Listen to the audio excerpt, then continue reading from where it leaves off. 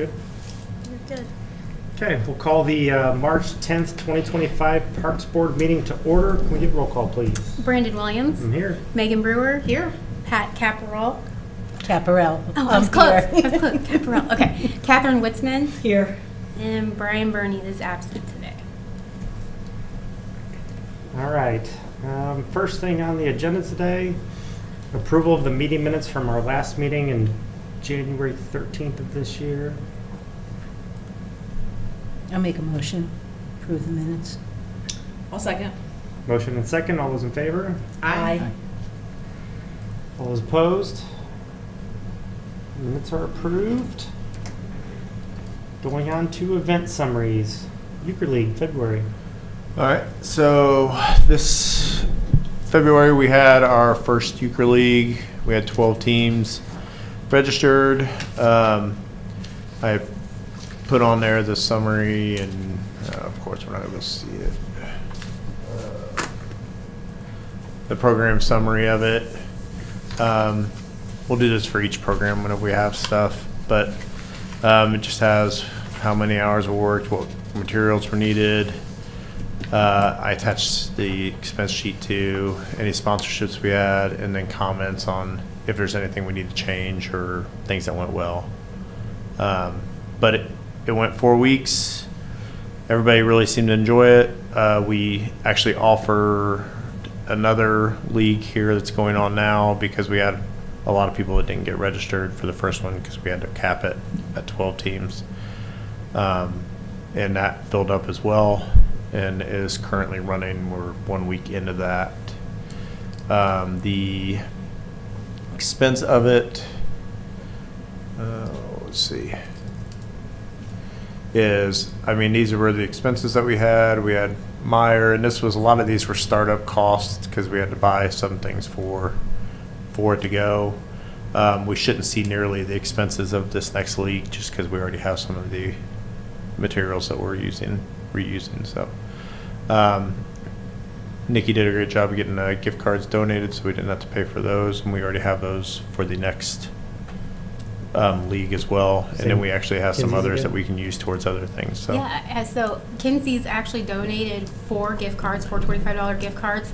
And then I also have gift cards coming from the florist that just opened Yep. up. And then we have gift cards from McCordsville that we just picked up too. Okay, awesome. So, So those we are are nice good to to give- go for the next few events. those are nice to give as prizes, and then we did trophies as well. And we posted pictures online of the winners and the event itself. Trophies were a huge hit. Yeah, I like trophies, so I like having something to take away. And the grand total that we brought in on this program would have been $94.74. Like I said, the next one will be a little bit more. At the end of the day, as long as we can kind of break even on stuff, that's really the key. So, any questions on that? Yep. So upcoming events and programming?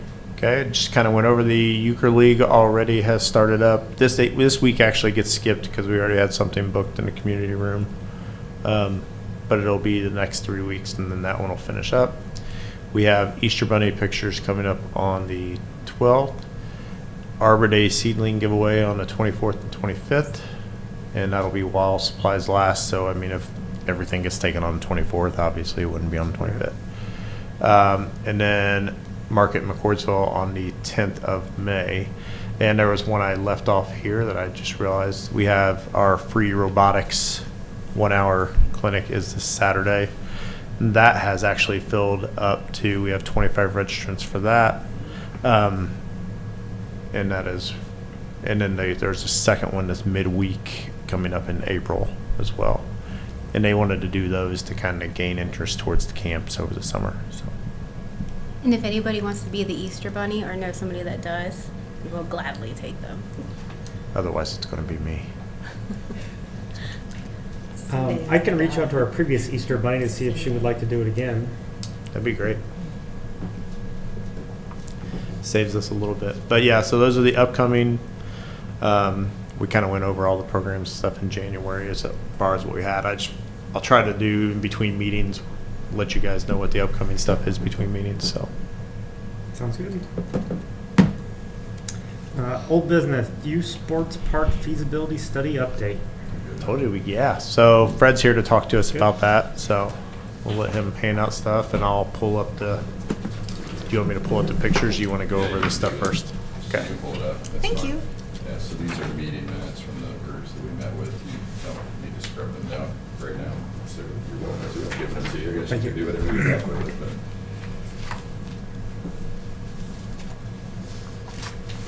Thank you. Right. So thanks for giving me a few minutes. Stan said to make it under 2 hours, so I promise I'll do that. But I got to make sure that mic's on. I'm sure it probably it's green light. Yeah, the green light's Okay. on. Good deal. So what you have in front of you are meeting minutes. We've had 3 stakeholder meetings. Part of our charge, actually, let me run through the 4 tasks that you have charged us with, and then I'll make a little bit more sense. So first is to evaluate the need and demand for a wide range of sports activities that would affect youth at kind of all levels and ages in our community.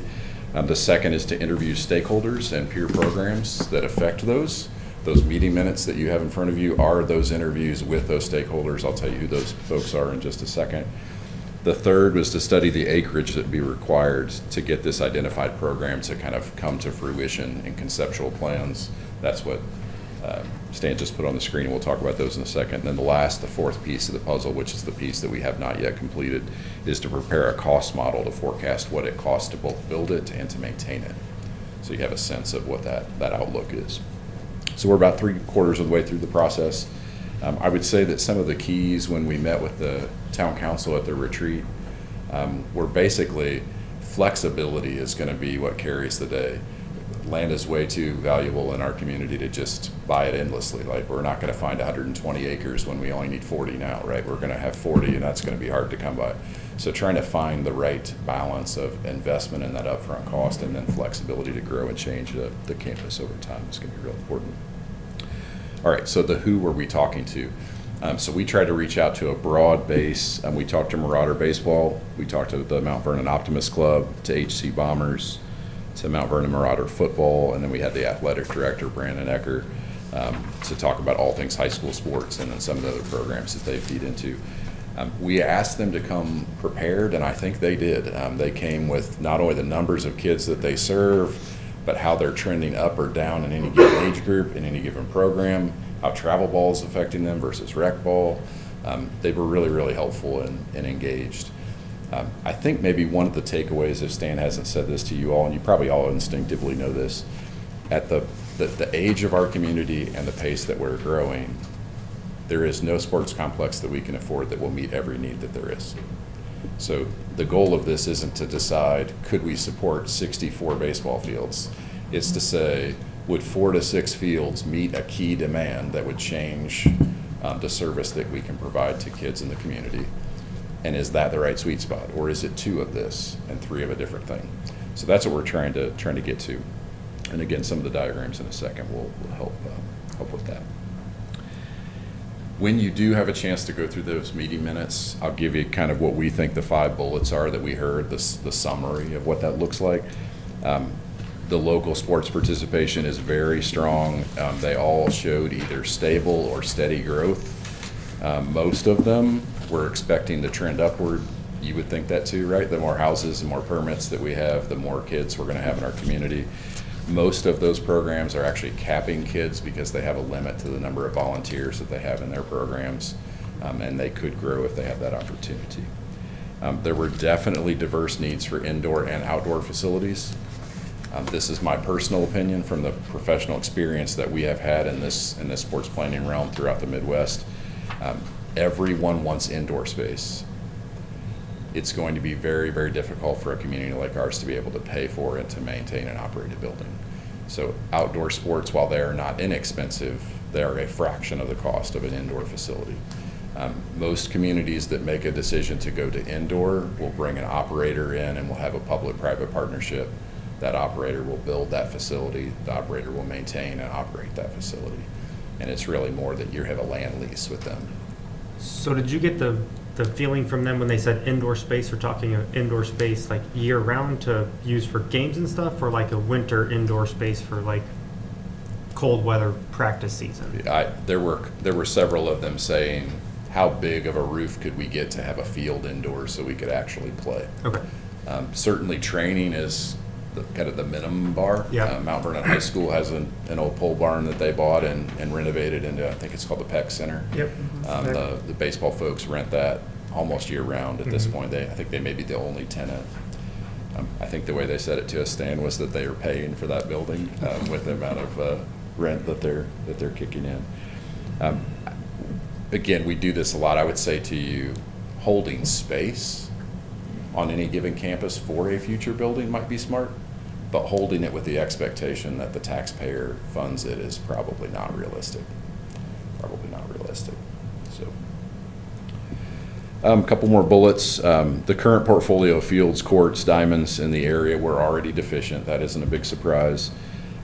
It may be possible to partner with the local school corporation. I say that not because they have told us that, but when we do this in the planning process, we often find there's some synergies there.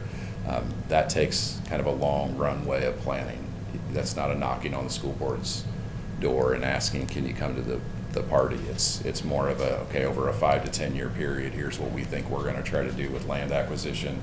Here's what they think they're doing with new programs that are coming online. But it may be possible, and we do the school's work as well, so if we can be of help in that communication, certainly help us to be, or charge us with being responsible for helping you do that. And then lastly, this facility could not, should not attempt to meet all of the needs. I said that earlier for other reasons, but you're going to see that in the meeting notes. And all of those groups understood that. All of them realized. They kept referencing Grand Park, Yeah. Which still doesn't meet all of their needs. That's not what we're after. So, before I jump into the images, we did get questions from the council about really two things. I guess a question and a comment. One of the questions was, what is the cost model of something like this run? You'll see some pretty pictures. In very general terms, when we've worked with folks in Brownsburg, Avon, Newcastle, Greenwood, and on facilities somewhat similar to this, the numbers are $12 to $20 million. I mean, it's a big swing. It's a big investment for a community. Some of them were taken aback by that. Some of them weren't surprised at all. So I don't know what I expected, but I wanted to make sure that we didn't leave that council discussion without some awareness of the magnitude. So we don't walk out, because I'll be very honest with you, there were a couple of the stakeholders that we interviewed that were referring to numbers by, gosh, it might cost $100,000 a field to build this. Each field is, if you're doing a synthetic baseball field, it's $1.3 million. Mm-hmm. And so someone in the room says this could be $100,000. You have to push the pause button for a second and say that's not how this is going to go. It's not that kind of an investment. The second was, we have planned for youth sports. So when you see the images that I'm about to run through quickly with you, it's really focused on kids. A couple council members said, hey, I think there could be some adult league things that we could do here. It's co-ed softball. It's I'm not supposed to say a beer league, but a beer league. So that kind of thing may be worth thinking about as we move forward when we think about land planning, to see if you all believe that that could be a need that we might be able to meet for some adults in the community as well. I think I'll hit pause for just a second before we Yeah. go into the graphics. Is there any questions you guys have that you want to hit on from what I just shared? Well, and I'll just hit on it too. One of the things that was discussed at the council retreat too is, I think a lot of these images you're going to see show a lot of fields. Some of them show, 2 clover leaves and multiple fields. Council actually discussed kind of scaling that back a little bit too. So I mean, it may not be that much, whenever, especially once they heard the cost, of what one field may be. And I think an option that we can kind of discuss is, now whenever we get closer to that, is possibly making 2 of those fields in the cloverleaf maybe a little bit bigger, maybe being able to use them for different things because of the size, even if we don't use them for baseball or softball, we could possibly use those as kind of some multi-use type fields too as well. Yeah, well said. Do we have land sort of outlined where this would be? These are the 4 locations, and we don't have them labeled here because we're wanting to we haven't really talked to any of these landowners yet. But these are some of the 4 locations that we had kind of laid out to kind of lay out, so that we've looked at as possible locations for. Yeah, I think I'm going to use the word test fit to answer your question. So we're trying to test fit to see, do we need 40 acres or 50 or 70 or what have you. I think we're kind of gelling around that a little bit. We'll see that in just a second. So the first one that's on the image, or on the screen, the image that you see, this is the soccer facility just next to Stanley Chevrolet on Pendleton Pike. You know where that facility is? Oh, excuse me. You're fine. So this facility exists today. There is land that could be redeveloped around it. So again, test fitting, just how many diamonds, courts, and fields might fit. It doesn't mean that's the right number. As Stan just mentioned, council had opinions about that too, of course. Just trying to make sure we know what the carrying capacity of that land is. In this case, these are clover leaves, as he just mentioned, so basically a fourplex of baseball, softball, again at a youth size, and then the soccer fields, which would be, again, kind of soccer and football size. That's more volume than this community is going to be able to afford, in my opinion, but that is what that land could carry.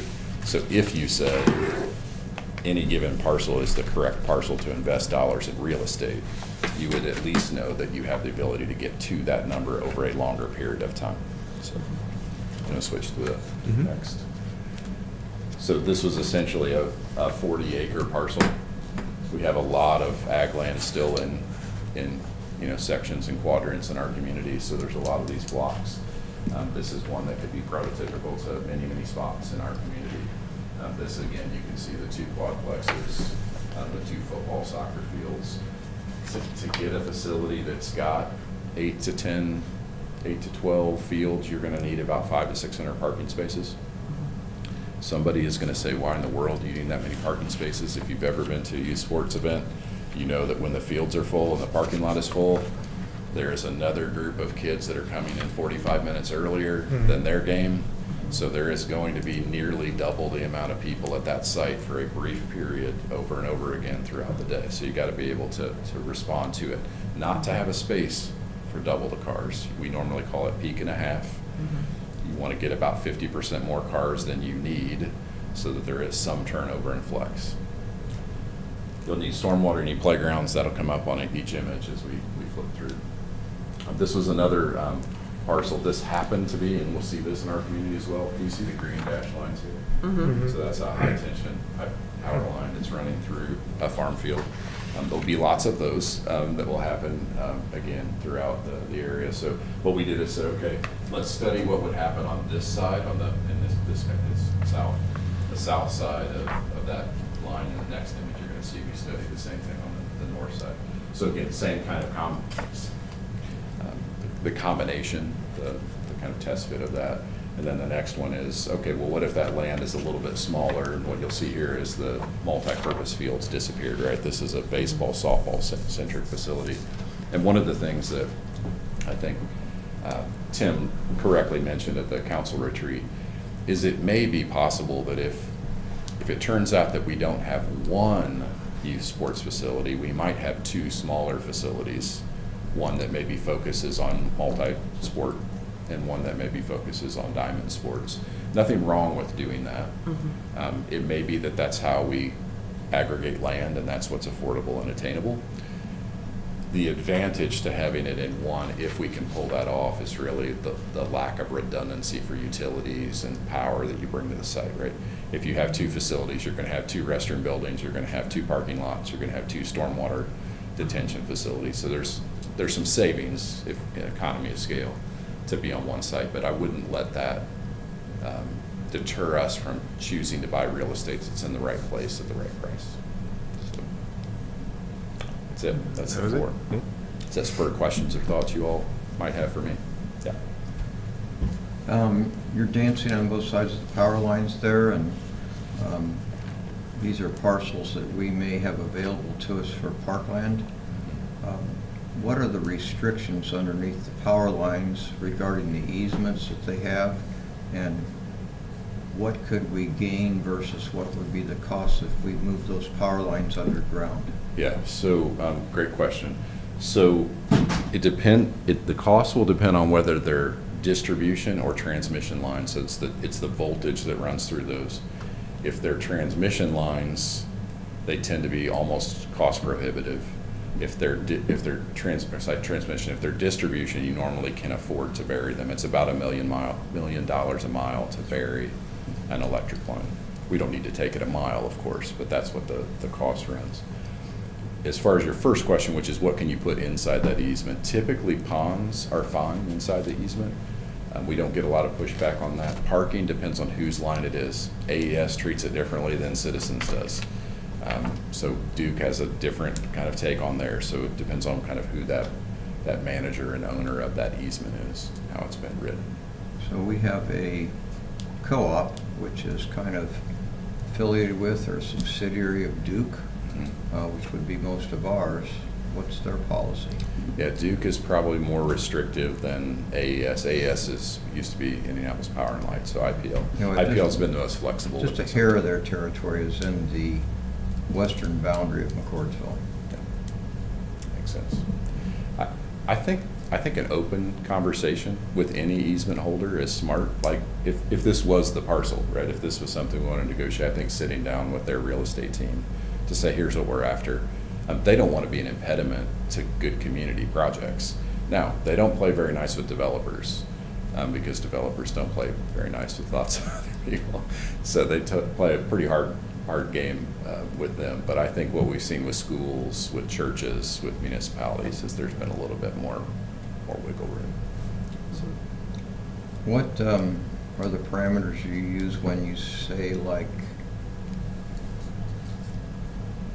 what a community can afford? Like you said, you didn't think this community could afford such and such. How did you reach that decision, and what did you consider, and what are you looking at as far as this community?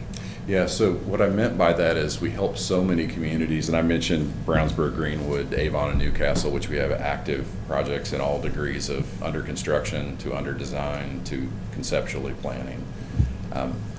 There's a lot of synergies when you see kind of what the tolerance for that is. I'll just use Brownsburg as the most recent. So Brownsburg's looking at a 12-field complex, which is pretty similar to what we're sketching. It's about a $20 million lift for them to pull that off, and that's about the tolerance their community has for investing in an athletics facility. It's not that Brownsburg couldn't say, we're not going to do the aquatics facility that we were talking about, and we're going to pour more money into the outdoor sports. But the vibe that is most prevalent in communities like that has been about 8 to 12 fields, and then local demand will have to pick up the balance, right? Whether that's partnerships with schools, it might be churches that have a space or two here or there, but they're not attempting to meet all their need. And we talked about that earlier before you arrived and you were in the council retreat, obviously, that we could build 30 baseball fields and they would get put to use, but we can't really afford 30 baseball fields. And that's just experience. That's not me saying that I've seen your books. I don't know. I don't know what we could afford. I have a question about that then. Is there any opportunity for sponsorships? Like, do we have any corporate sponsors out there, or grants, or any other money that we think could come in from anywhere?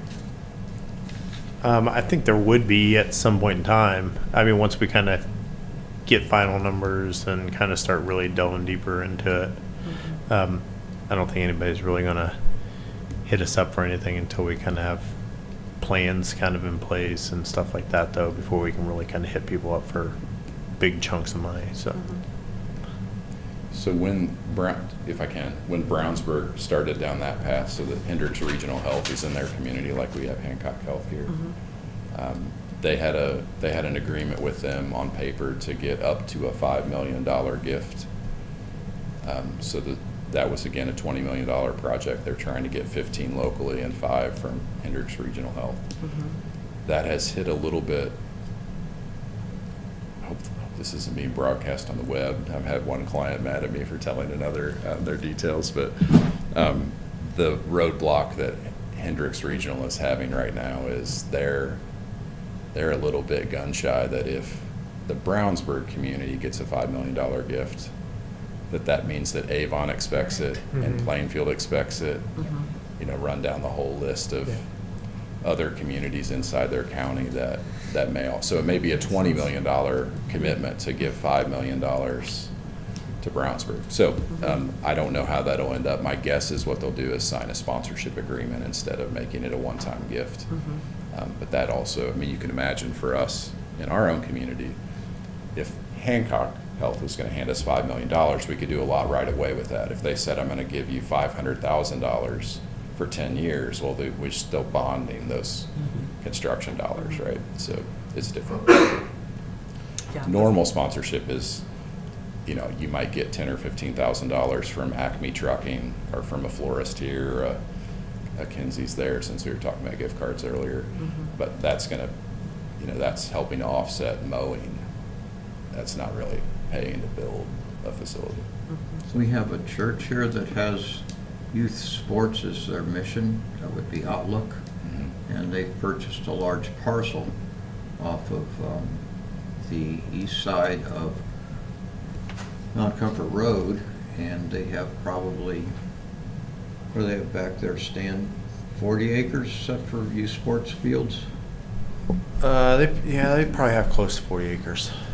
And then there's I'd some have to ground look for at that. sale next to them. Have you worked with churches before? What are the pros and cons of that you can Yeah, speak great to? question. Yeah, so if you've seen any of this hit the papers in the last couple weeks, so Grace Church in the Fort Wayne area, so New Haven, so one of the, can you say suburbs of Fort Wayne? And they have suburbs? I guess they do. New Haven, the city is purchasing about 80 acres adjacent to, well, it's owned by the Grace Community Church in their area. Grace is declining very quickly in their participation. Their interest is to change that by bringing kids and families to that site. So they made a sweetheart deal of real estate to the city in this case. And the city is going to develop a youth sports park on that ground. And so Grace is hoping by affiliation to sustain and grow its mission by allowing the city to be a partner in that. Now, they're selling the land to them, so this is a municipal project. The pros and cons that you asked, when we've worked on projects that have been near churches in the past, not New Haven, it can sometimes be tricky to make public investments that appear to be affiliated with a church, where you can't tell whether the church owns and maintains and dictates what's happening there. So there'd have to be, I think, a lot of messaging that would be absolutely clear that these aren't fields being built for the purpose of a church's use, but rather owned, managed, and maintained by the municipality, where the church becomes almost a secondary partner in that. I keep mixing that message and those funds, we just need to be cautious about. Not wrong, just cautious. My personal opinion, when you said that they have 40 acres, I guess that's the right people to be talking to about what a fair price for land could be if they paid a fair price for it. If they bought that 15 years ago and they paid $15,000 an acre for it, They did. Almost Yeah. 20-something years ago, they bought that land. yeah. So if that could be a really positive experience. Actually, in Brownsburg, the land that they're building theirs on, the school corporation bought 20 years ago. They paid $12,000 an acre for it. It's appraising at 110. It's on the Reagan corridor, Reagan Parkway corridor. And the school corporation said, I tell you what, we'll sell it to you for what we paid for it. Because it's being sold in that case to the youth sports group, not to the town of It's not in the town of Brownsburg. It'll eventually be annexed in. But right now, the community groups want to buy that. So if there was a sweetheart deal that was able to be operated, that would be handy.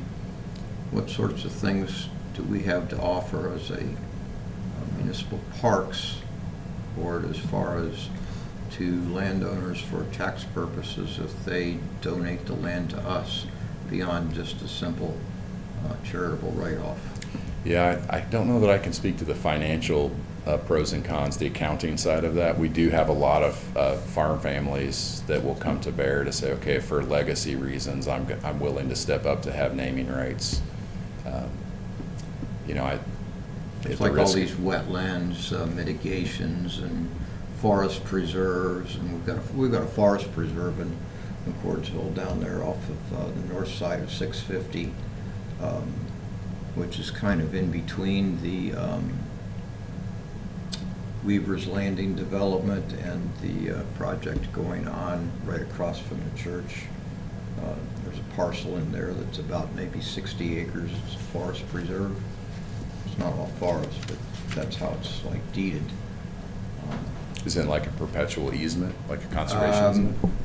It's some type of federal protection program where a farmer donates so much land and it goes into a forest preserve, and I think it can be used for recreational purposes. That's right. I think they allow hunting on it, for instance. Yeah. We get a lot of calls when there's gunshots in the woods. Yeah, their perpetual conservation easements are relatively common, and there is a strong tax advantage to being able to do that. That's right. It also then is restricted for development. It's got to be passive recreation, like you mentioned, which is very common. So, All right. yeah, good questions. Well, thank you, sir. Yeah, absolutely. Happy to help. Good. That meeting minutes, he's bringing this for, when we met with stakeholders, those are the comments he relayed back to us. All right. Do you want me to move on to the Oh, yeah, next go for it. item there? All right. So next item on the agenda Old school. is Old School Park construction update. All right. So I got a papers to show you guys here in a second on that. But with that, Old School Park is moving along. Okay, here's some pictures that I took today. They have the bathroom done. For the most part, I didn't get pictures of the inside of it. I just kind of got a cruddy picture of the outside. But they are rolling right along with doing stuff. They've started digging stuff up. And as you can see from these, well, let's see if it'll work. So you can see from these pictures here, there's a lot of concrete and there's a lot of bricks. The problem that they're running into is the whole reason the park was named Old School Park is there was an old school there. Mhm. And apparently whenever it was burned down, instead of removing any of this stuff, any of Toppled it, it. they just toppled it and covered it up. All the bricks, Right where our playgrounds are going. Oh, boy. Oh, man. Exactly where our playgrounds are going. So that was not in the original scope of the plans. Bricks. So this picture right here, you can actually see, if you can see my mouse here, that's concrete floor. Oh, That is floor from the school right there. That was there. They fear that it runs along the whole stretch. So this is where the bathroom's at. mhm. Our playgrounds basically go here and run this way. And they fear that it runs that whole stretch. That right there is about 3 feet deep or so right there. Unfortunately, I think it gets a little shallower this way. So they need to remove it. How thick is it? That block, I don't know how thick the floor is, but they run into footings along there. Here, you go past those. Yeah. Why can't we just bore it and use it as foundation for the equipment? We possibly can. You're getting sent. There's a change order request that they sent me today, along with a picture of the area of the playground. Mark and Aaron from our engineering departments reviewing it, and they're going to try to get this cost down on this change order from what you're seeing there. But right now, the problem we're running into is the amount of dirt that they'll have to bring back in. One, the dirt that we can get right now is too wet and saturated to be able to be compacted the way that it would need to be compacted. So the quote that you're seeing there is not for necessarily for as much dirt as it is for 53s, which is gravel, to be able to compact it and refill and basically make it all a usable area for what we need for playgrounds. Like I said, that number right there is the max number that you're seeing, that $209,000 change order. We just saw this today, but I needed to get it in front of you guys so you guys could see it and kind of understand what was going on there with that. It is, right now it's a big hole. They've hauled away some of the stuff now, but we're talking, I mean, it's a pretty big scope of work to get stuff done. Like I said, they're reviewing all the plans, seeing if there's other options that we can do, if we can just do the places where the footers will go and digging those out and jackhammering out those areas so that we can get the footers down to where we need to for the playground. If it makes sense to try to do that, or if it, at the end of the day, if it just makes sense to clear it all out so that 20 years from now, whenever we're looking to replace the playgrounds again, we're not dealing with this same issue. Oh gosh, it's just, concrete, just bore it, 6-9 inch, whatever, put your footer in there and extend it up to whatever level you have to have your equipment set on, and you just got a nice foundation under there. It's silly to tear it out and truck it to southwest Marion County. And I don't know if they can do that or not. I mean, like I said, we just got this today. We met out there with them this morning. It's been a stressful Monday seeing that, and but I mean, that's if this would be removing everything. They're just basically ignoring the remediating obvious. it. So we can't let them do this to us. So It's ridiculous. The blocks of concrete that you're seeing here. Let's see. I'll show the best picture. See the blocks of concrete there to the right of the backhoe. Mm-hmm. Those are not all. That's a lot of the footers that they've already taken out. Those weren't deep. Those were a foot down. Kind of had to come out. If you remember the old playground being in there, you remember the swings. If you were ever out there, how they moved around and everything else. That's because they didn't set them right, and they probably didn't set them right because they couldn't get deep enough to do the footers. So that's why they wobbled and maneuvered and everything else. So, so basically, I mean, that's what we're looking at right now. I don't, knock on wood, foresee any other changes in change orders in the park, but basically everything is where it needs to be. The basketball courts shouldn't be an issue. They've already done the bathroom. They've done the shelter.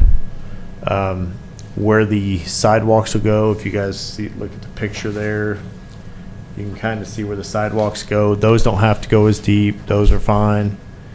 The highlighted area on that picture is basically the area that we're talking about, and that's where both playgrounds would go. So.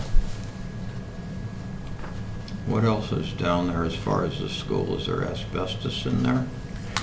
The only thing I saw out there was a bunch of bricks, a bunch of concrete, some rebar, a few pieces of conduit, a couple old pipes, things like that. But it's awful ground.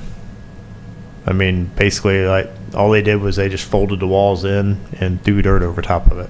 Yeah, what was that school built out of? It's vintage, it's old. What was in the roofing, for example? Yeah, I have no idea on that. I don't know. They were ripping up today. Whenever I was out there, there was part of an old sidewalk that was clearly there. And whenever they pulled that up, it had pieces of brick on the bottom of the sidewalk. So like they poured concrete on top of the old brick sidewalk. Yes. Yeah.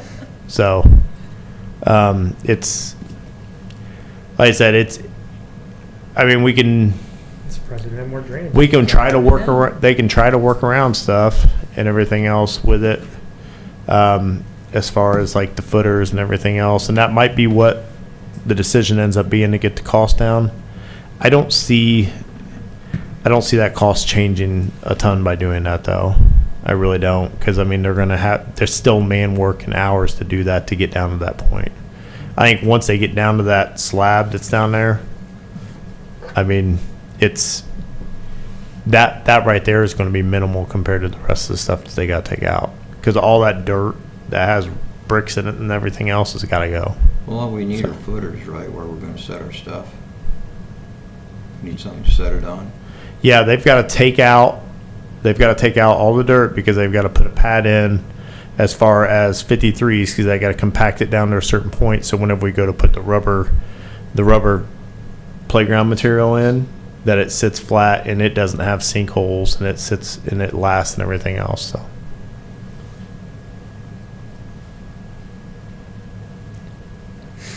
So it's more than just the contact points for the actual equipment and having that. It's about They'll the have to entire put 53s in. It's just a matter of how much. So, I mean, like I said, at the end of the day, I don't know how much we'll save, and this is for Mark and Aaron to look at and go through. I mean, it's some of this stuff's beyond me on it. So I'm not sure you put 53s in there and build on it. I think you're gonna have to put pea gravel or it's gonna settle. 53 settle, pea gravel, probably won't. But what do you think? 53s are probably where your geotechnical engineer is going to recommend. The question that I would have is how deep that footer is and if it's consistent, right? If it's 3 foot deep and it's consistently at that depth, that's one thing. If it varies. Yeah, you don't have to fill the whole thing with 53s. You just need to compact like maybe 9 inches of it with a D8 or something. they don't, but the problem is the soil that they can get right now to backfill it is just too wet. They can't get it compacted to the point that they would need to compact it, because I think they said it was at 25% moisture content right now, so it's way too wet to get that. We do have them. Another thought that they're throwing out at them is we have a lot of that soil across the street, to see if maybe we can use that to save on cost. But same thing, if it's too wet, then Well, when Market Square It might Arena not was be removed, usable. It was piled up in Hancock County. It's still there and it's free as far as I know. Just be the trucking cost. yeah. I'm not sure exactly what it's composed of, but mostly it's broken up concrete, I think. Yeah. Yeah, I don't, like I said, I don't know exactly where we can kind of go on it from here. I mean, we're kind of in it deep, kind of got to keep the project moving. Like I said, as far as like lowering that cost, we're working on. I think what I'm asking tonight is that it'll have to go to council tomorrow night too, but you guys to vote on it tonight, if to approve to go to council tomorrow night. And I would say that number, not higher than that Not to number. exceed. Not to exceed, yes. So But this number, like you said, it's more a full renewal. that would be everything. Yeah, getting it prepped. Yep, for that would be- Future build and. That would be all that. everything. That would be, like I said, that would be taking out that flooring there, that pad, and Do we have any idea of the size of that pad? Like, we don't. I was going to try to go out there before the meeting to see if they dug out any farther. Like I said, they were thinking that it might go all the way over, because if they didn't take it out there, I don't see them taking it out anywhere else. And the problem was going this direction. I felt like the soil depth got it was less. built up higher or less? It was like it was built up higher where you saw the pad. Okay. So there was less soil this Okay. direction, which means that pad's going to be, Even more of an impediment. yes. Correct. Now, what they're doing now, is that part of the original scope of work, or is that part of what they're? This the is change stuff they order? were starting to grade out, and when they ran into all this. So this was kind of some exploratory stuff for them whenever they were doing it, seeing what they were getting into. So we'll have some cost anyways, just because it's the stuff that they've already done. But yeah, it's a mess. I mean, no other nice way to put it. It's just we were left with it, and now we're left cleaning it up. So Yeah, I mean, I don't feel like we can say, oh, just kidding. You know, I mean. Put the old one back. Yeah, so, I mean, now, I think unfortunately, we'll have to keep I going. need to pull this up for you here. Oh, let me get to it here. No, that's not what I want. So there is.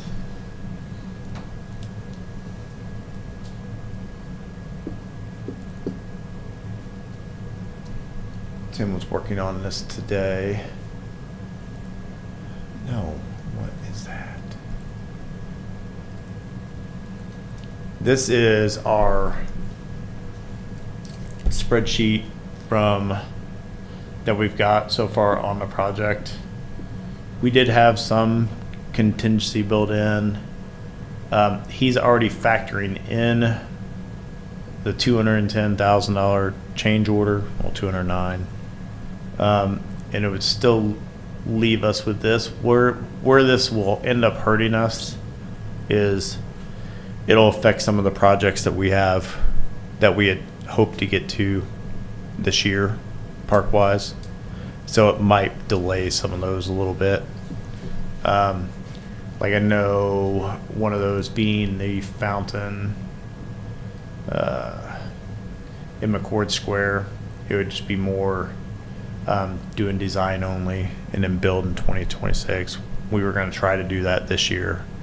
That probably won't happen this year because of that. Not the ball. The ball's already been ordered and will be there, but the fountain that they were playing there in McCord Square. But a few things like that will just kind of be pushed back as far as that goes. So. We know we could wait for drier dirt that can be compacted. When a developer has some dirt they want to get rid of, it'd be cheaper for them to give it to us than it would be to truck it to Noblesville, where it's $55 a load to dump it into the pit up there. It's the closest spot you can dispose of dirt. The concrete, if you break it up, has to be trucked to Southwest Marion County because they won't take it to the transfer station. So you got to take it to the dump to a special concrete place, and it's a mess to get in and out of there. The trunks sink and have to be pulled out with dozers when they go into the concrete. But we don't have to put in a rubberized surface on top of it immediately. We could backfill it. We could wait and backfill it with compactable dirt and then put some more temporary surface on top of it and see how it settles until we're sure we have a solid place to put on, and then put in the rubber later. I will say this, the playground won't be able to be open until that rubber surface is in. Well, does it have to be a rubber surface? So there are other surfaces we put on there in temporary? Yeah, so I use the term engineered wood fiber. We would call it wood mulch, right? The playground mulch. That passes ADA standards Yes, it when it does. is groomed. So the moment that it is installed, it's good. The problem is the moment kids start to move it, kick it, it no longer passes. Or the rain washes it away. Yeah. You don't really see schools or municipalities that are doing that anymore, just because it comes out of compliance, and then you're at risk to be litigated against them. Is there some sort of carpet-like surface that's rubberized that we can unroll on ground that may become uneven in the future, and then roll it back up and recompact it and then install? We use synthetic turf for playground surfaces relatively often. The price of that system, though, so that runs about $11 to $12 a square foot. The cost to get that done and then have it start to fail would potentially do damage to the carpet as well, because the carpet is half the price of it, so you lose that bottom half. I'm just looking for a way we could temporize while soils settle, whatever. We wait for compactable soil. If you're a couple feet down the concrete pad, could just be backfilled over, just bury it again. I think the analysis that I would suggest, and maybe this is what Mark would think as well, is to figure out if you did have compactable fill and it was dry and That's what they're working on, to see if, what the cost difference would be and how much that would save us. And that's what they're trying to do, to try to bring down that cost a little bit. Because if it's, I mean- I'm just saying, if it's 10% less. Yes. And it saved you $20,000, but it might cost you, it settles later, you have to spend money to remediate that, then you have to do that. Yeah. To figure it out. If it saves half, then maybe that's a different story. Yeah. That's a different story. And that's what they're working on. So, like I said, I don't know what the final cost would end up being. Do you have any idea when they might make a determination on that? Because, I mean, if the board passes this, then they know exactly how much they have. As far, so it would go to council tomorrow night, Right, if you guys, and then from there, it's up to, not exceeding. We're still trying to work with Smith to get this number down, regardless of however we have to do that, to try to get that number down. So even if the council approves up to this number, not exceeding, we don't have to approve the change order until we're happy with what it is. Mhm. So, And the only other question I had was the surfacing. Do they still have the one with, they use like the rubber tires? So did you mean tiles or did you say tire? Tires. are you meaning like the ground up rubber tires and everything else? Yeah, because I know at one point. You still run into the same issue as you would with the With mulch, the mulch. because stuff gets They- moved 'cause away, and I as know soon as they it were using does, the it's not the glue with right that. thickness and everything else, so. Yeah, because they were shredding it and then Yep. mixing it with the glue and putting that down. Well, that's kind of what this will be, is it's the rubber with the glue and the fall heights and everything else, and it's like, so that's kind of what is going to go in there, Okay. is that rubber that's basically kind of glued together that kind of creates a firmer Okay. surface but a softer, so if you have a fall, it manages that fall risk. There's still a impact. risk to get hurt. So the- It just manages the how bad. you Does that get go hurt. in as like a roll or a spray or No. It's actually troweled in. it's troweled Yeah. in? Yeah. Okay. So to answer your question, there's shredded rubber and stranded rubber, which are old tires and other things that are shredded. Mm-hmm. Those go down on like running tracks pretty often where they shred it and then they can spray that. You don't really do that on a player. It's the same theory as Mhm. Stan just mentioned. You do use what's called EPDM rubber, which is more of a virgin rubber that hasn't been through Yeah, the a chemicals vulcanizing and all process. that. It doesn't have the same toxins that a tire for my car or yours might have been recycled. So that top, it's only half, that color layer that you see on the playground is only a half-inch thick. It's much more, the cushion layer is much more rough rubber, Mhm. and it can be shredded. I'll and I'll straight. grab it after the meeting. I've got a sample that I can show you of kind of what it looks like, to give you an idea of what it looks like whenever it's laid. Hey, you What know we're we putting do in, what have? it looks like, so. We have a big community crossings grant, and we're going to be scrabbling off several miles of asphalt early this summer. And those asphalt tailings could easily substitute for all that gravel. If it's ground properly, you could use, yeah, that is possible, do that on some projects. Just worry about Compared to gravel, if you put it in an alley, for instance, we have several alleys where we've tried it compared to gravel. And the gravel, if you put 60 or 53s in there, you get potholes and mud, and gravel moves around and goes into the earth. If you put asphalt tailings on there, you grade it out maybe every 2 years and it's fine. It doesn't do that. So the asphalt tailings are useful. They do have some economic value in that the contractor would be owning them and they would have to be probably repurchased on that, but they would be local and they would already be in trucks. And they're very nice, if you would say, as far as compacting and leveling and not settling. And that's material that basically the town owns now in its own roads that we're going to be removing to resurface those roads with. We have like 1.2 million in community crossing grants to resurface several miles of streets this summer. Have you bid those already? Pardon? Have you bid those projects already? I think they're bid. Not sure exactly where we are with signing them. We accepted a low bid on all those resurfacing contracts, and the tailings usually are then owned by the contractor, and they go back to the asphalt Yeah, that's what I was plants. about to They say, do so have they- some value. There's still some piles around here that people had sort of stockpiled, and when they moved out to allow expansion of Mount Comfort Road, they didn't remove all of them. I think they're still sitting there, but Ron Kreider knows where all those things are and what the availability might be. And that's material that the town already owns would more than suffice for this. So I can't speak to what might be stockpile already, but if you have bid a road project, the contractor has baked all that into their disaster. Right. It goes back to NDOT, the mills. Probably less expensive to get it that way than other ways, since it would already be in town and in trucks and. Sure. I guess I just worry, like, if those projects don't jump off till late July, and we kick this can down the road 4 months, because the Yeah. park's not getting done, so. Right. No, wouldn't get done until I mean, I next think at this might not point- get done until next summer. I think it's all good conversation, but I think that's more of the conversation that needs to happen at the council level. Like, once Mark gets involved and gets a chance to see it, I think our responsibility at this point is to approve it or not approve it, not get That down is in the correct. weeds of how to fix the problem. Mhm. So I'll entertain a motion on the change order. I will second it. Are you gonna make the motion? Oh. I need someone to make the Okay, motion. I'll make the motion. Not to exceed. Yeah, not to exceed 209,738.10. And I will second that. Got a motion and a second. All those in favor say aye. Aye. All those opposed, nay.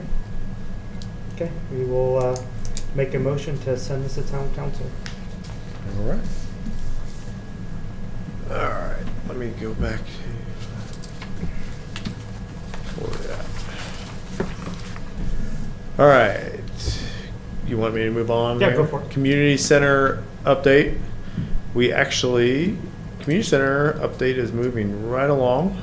This is kind of like a scale that Contacts actually did. Here, and you don't want to see that one. You want to see this one. Looks prettier. So, this building here actually was just passed in a redevelopment commission meeting last week to purchase this building. That is where we are talking about the leader car being displayed and some other items that we received from that gentleman being displayed in this building. And then we would also use some of that for storage. Parking lot, you can kind of see the marks here. These are, I believe, lights that they kind of put in. This is where we're talking for the kind of courtyard area, that they are working on doing. You guys, we kind of went over the whole community center last time, but right now we are doing, Ryan just sent out for us to review the PUD for the community center, which would end up going to zoning, I believe, next week in their meeting. And then kind of moving on from there. So it is moving along. I have a meeting every 2 weeks going over the design and stuff of it. But the general contractor's been hired. We're actually working on getting the rest of this stuff kind of cleaned out. Fire department is looking to try to have that out by April 15th. All their stuff. We'll be going over there probably sometime this week to get all the stuff that we're talking about displaying inside in the display cases and moving it over here so that it's safe, so that whenever contractors start going in there to do bids on, HVAC or whatever it may be, they're not trampling over stuff. So I know, let's see, I don't have a map of it, but this lot over here also was passed, I think, in the redevelopment. The one commission across the purchase. street? Yep. Okay. So, any questions on community center? Does that little front building, does it already have like an overhead door to get the car inside, or is that got to be? So it's open. If you go by there, it's like right now it's a car lot. Yeah. Right now it's open. The idea of I don't know if it, they had like and a this wash is, bay inside. where and they this is already had it. straight preliminary until we kind of get in and kind of look at stuff. But the idea of it is to enclose that put the car there. We've got a couple fuel pumps and stuff that we had gotten from this gentleman to put in there to kind of display. There's a couple of old telephones because the kind of history of that car was it actually was built by an old phone company Okay. back in the day. So there's a couple old phones that we can kind of put in there, a bunch of signs. And we've got a bunch of different stuff that we can kind of rotate in and out to kind of change the display up so it's not always the same. Okay.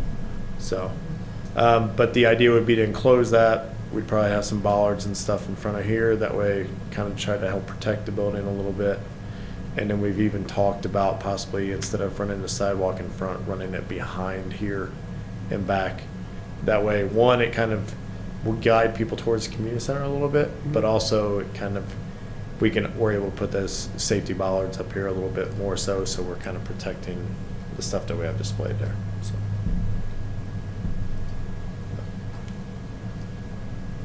Do you have any update on cost estimates for building out the community center? I do not. I know they're going back and forth on some numbers and everything, and Tim may be able to give more on that tomorrow night at the council meeting, but I don't currently have those numbers. Are there like architectural drawings yet of the inside floor plans? Or?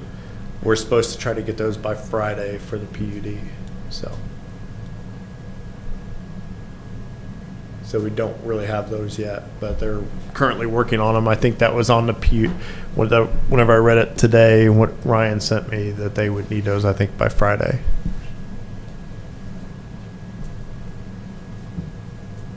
And timeline-wise, we're still looking at end of the year-ish? Still looking at end of the year-ish at the moment. Knock on wood. Hopefully that doesn't get pushed back, but end of the year-ish. That way we can kind of, near the end of the year, we can kind of start thinking about our, costs, how we're going to kind of operate, how we're going to handle rentals, how we'll do all that. And I'll be working on that probably near the end of the third quarter, beginning of fourth quarter, just kind of trying to get all that stuff kind of ready to go. Now those parking lots over there are gravel now? Right now, they're gravel. They will be paved, though. And we're going to pave them? Yes. So we're going to be digging out gravel there? I don't know. Maybe. I don't know when, and I don't know when that'll happen, so. I think they were talking originally, whenever last time I talked to them, October, probably starting to work September, October, doing the lot, because they were worried it was going to run into the fish fry that's over there. So they're trying to make sure that they're kind of trying to Maybe we'll avoid look and that. see how deep that gravel is. So, but any other questions on community center? No. Story walk update. We talked about that the last meeting. I wrote a letter for them and letter of support for them to apply for the grant. They did apply for the grant, and they have moved on to the award stage of that. So don't know what that'll be and when that timeline will be, and how much they might get. But I mean, they've moved on to that stage. Once I kind of know that, then I'll give you guys an update on that but it has moved on, so it looks like it's trending positively towards actually getting those done. So, Good. so I mean, I think ideally on that, timeline wise, everything passes, we're able to purchase stuff, hopefully actually get something in there for a couple months out of this year. So, That'd be great. I think that's it for old business, isn't it? Yep. All right, on to new business. McCordsville live at the square. All right, so we talked about it last meeting that we were looking at doing movies and a concert. We have firmed that up. We are doing 2 movies and a concert. Nice. Oh, of course it's not open. Okay. Let's see. I've got the flyer in front of me. You guys flyer in front of you? Yeah, looks like Friday, May 16th is the outdoor movie, starting at 8 o'clock. And then Friday, July 18th, the outdoor movie at 8 o'clock. And then Saturday, August 23rd, live music from 7 till 9. The band is called Tastes Like Chicken. They're, I've That's seen not them. funny. I've not heard that I have before, seen but- them multiple times. They are they they are cover fantastic. band? Yeah, they sing a bunch of different stuff. Okay. A lot of different genres, a lot of different upbeat, like crowd involved. I mean, they are a hit. High They're, energy and loud they fun. are. They're very good. I'm working with a promoter that I've worked with in the past. He set up the band. He set up the stage. We're working on sound. The big update on McCordsville Live at the Square, if you guys didn't see, is we did get a decent sized sponsor. We got our title sponsor in GBC Bank is the title sponsor for that.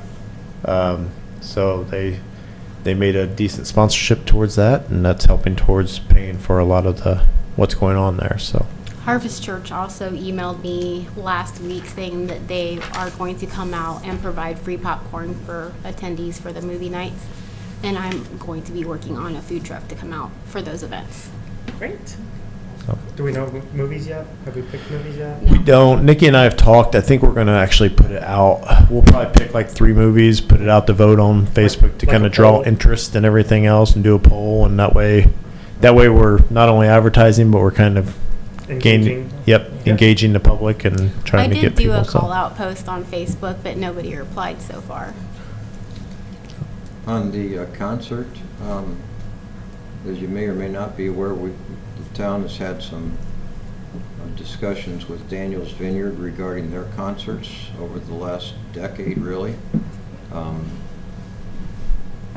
Many of the neighbors have remonstrated at council meetings for more than 10 years about the concerts and the noise, and this has resulted in the council passing a revised noise ordinance that has decibel levels for outdoor music, amplified sound type of things, a special events permit for larger events. I think 500 participants is the level that, if you anticipate that, a special events permit has to be applied for. We've put some, I would say, gentle pressure on Daniels to construct an appropriate concert venue and be sure they have enough parking for all the people that arrive, so that public safety personnel can get in and out in the larger events, and as well to employ a sound engineer to mitigate things like the propagation of bass, which is omnidirectional and may resurface anywhere up to even 10 miles from the venue if it's not properly air-gapped from the ground. So all these things taken into consideration, I'm sure Daniels will look with great interest at what we're doing, and anything that we do that conflicts with our own policies. Well, I've actually already applied. I've already submitted our I know special you've events already permit, submitted. and then I'll also also speak with our sound tech, whoever's there, to make sure that we're staying below Yeah, so what This those is also levels just are. things So. one- come into play with the concert, and as we start off and dip our toes into this, we don't want to rile the waters if we can avoid it. Right, and this is just one occurrence this year. This is not a reoccurring thing, and I don't anticipate more than 500 people at this event. Well, the special events thing comes in 500, but I'm telling you, we have problems in town with outdoor concerts, and now we're dipping our toes in that water, and we need to be very, very careful how we do it. And I guess the best I could say would be talk to Tim, who knows very well what's going on, and it may involve running what we're planning to do past our town attorney to make sure we're not causing ourselves legal problems. 'Cause All we're- right. we're- I've spoken to Tim, and we're- like I said, I'll make sure that we're within our guidelines, we're at because the I don't point want now that to we be have outside those threatened anyways. litigation, so it's not something that's just, I understand. it's real. And there's potential economic damages to the town if what we're doing interferes with Daniel's business. They'll want to be compensated. And if we do something that we're telling them they can't do, that really makes it difficult. Right, we have open communication with our other departments. Well, you talk to Tim, and at We Tim's have. direction, maybe talk to our town attorney We keep Because everybody in the they loop know as to what things we are that- doing. that we don't know. I mean, isn't there also a sense though that McCordsville Square is a public space, whereas Daniel Vineyards is, Whatever you we know, do has business to and- apply to everybody in Okay. town. We can't single it out. We can't do selective enforcement. We can't say, we're different. Yep, understood. Yeah, but I think the other difference is the fact that we're only gonna host a handful of events per year versus they're doing concerts every weekend, We so don't that's get a free that's pass. No, slightly the the optics difference are there. terrible. We can't do it. As far as August, isn't that one of our other busy months is the 5K, and then don't we also have a community? It is, but I mean, when we were kind of looking at it, I didn't do Friday because I know kind of high school sports starts up. Fridays tend to be a little bit busier. That's why we moved that to Saturday. But I mean, it was either that or we kind of run in July, and same thing, July just gets kind of busy too. So. Mm.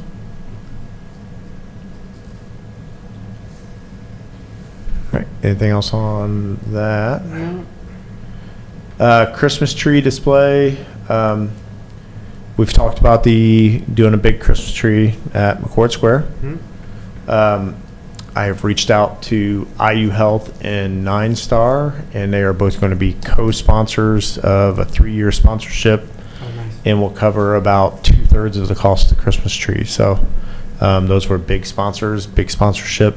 I just got the final word from Nine Star today that they were doing 3 years. So we've got 2/3 of that tree covered, which it's $30,000 tree. So,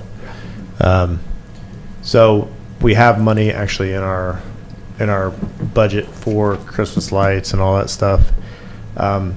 Being able to get those sponsorship kind of helped, so we can do more things kind of up there. So.